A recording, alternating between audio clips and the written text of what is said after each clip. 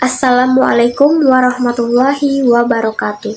Perkenalkan, saya Nadila Ramadhani, mahasiswa dari Universitas Terbuka UPBJJ Bandar Lampung dengan NIM 049312646. Di sini saya akan mengerjakan tugas sesi 7, yaitu praktik peradilan pidana. Saya akan berperan sebagai penasehat hukum dalam kasus pembunuhan mahasiswa Universitas Bumi yang dibunuh teman karibnya sendiri. Langsung saja kita mulai simulasinya. Pembacaan eksepsi. Yang Mulia Majelis Hakim, izinkan kami penasehat hukum terdakwa Ayam menyampaikan eksepsi atas surat dakwaan jaksa penuntut umum. Pertama, Yang Mulia, kami berpendapat bahwa dakwaan jaksa penuntut umum kabur, absurd, libel, terutama terkait adanya pencampuran antara unsur pembunuhan berencana pasal 340 KUHP dengan pembunuhan biasa pasal 338 KUHP tanpa uraian yang jelas mengenai elemen perencanaan sebagaimana disyaratkan pasal 340 KUHP.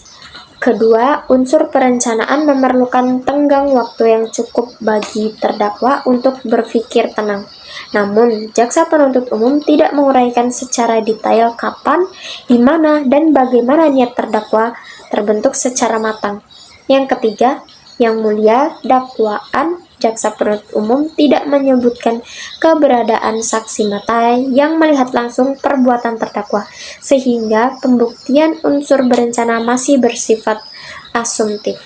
Oleh karena itu, kami mohon kepada majelis hakim untuk 1. Menerima eksepsi kami, yang kedua menyatakan surat dakwaan batal demi hukum, yang ketiga melepaskan terdakwa dari segala tuntutan hukum.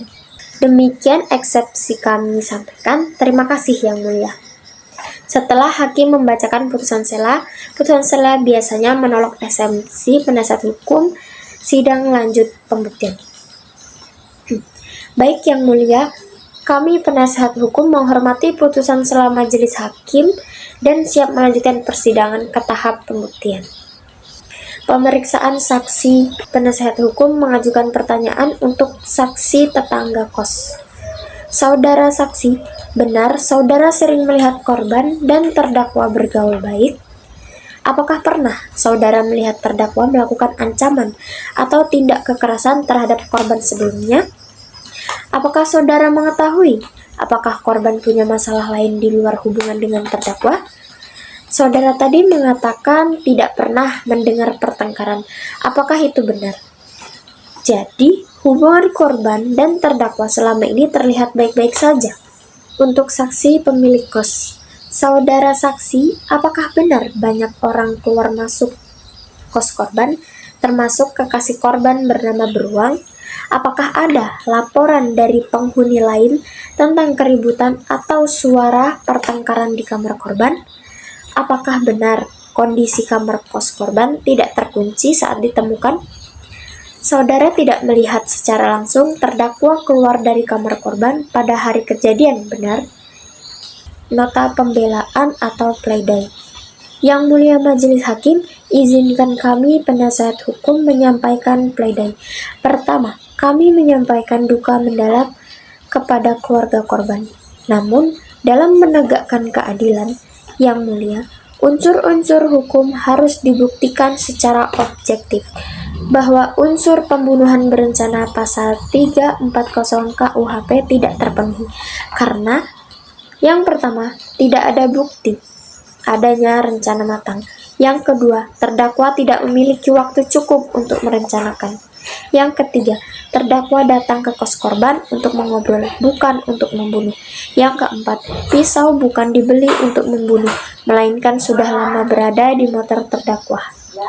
Yang kelima, perbuatan terjadi karena emosi sesaat akibat situasi psikologis yang tidak stabil. Yang terpenuhi hanyalah unsur pasal 33 KUHP, itu pun dalam keadaan emosi berat. Selain itu, hal-hal meringankan yang layak dipertimbangkan. Yang pertama, terdakwa masih muda, 23 tahun, dan mahasiswa aktif. Yang kedua, terdakwa menyesali perbuatannya. Yang ketiga, terdakwa kooperatif sejak pendidikan. Yang keempat, tidak pernah dihukum sebelumnya. Untuk itu kami mohon kepada majelis hakim, yang pertama, menyatakan terdakwa tidak terbukti pasal 340 KUHP. Yang kedua, menjatuhkan pidana seringan-ringannya sesuai pasal 338 KUHP. Yang ketiga, mempertimbangkan masa depan terdakwa. Demikian pembelaan kami. Terima kasih. Menanggapi replik jaksa penuntut umum. Yang mulia, tanggapan penuntut umum tidak mengubah fakta bahwa unsur perencanaan tidak terbukti. Oleh karena itu, kami tetap pada pledoi kami. Setelah putusan dibacakan, jika putusan lebih berat. Yang mulia, kami menghormati putusan ini. Namun, setelah berdiskusi dengan terdakwa, kami menyatakan upaya hukum banding. Jika putusan lebih ringan, yang mulia, kami menerima putusan ini.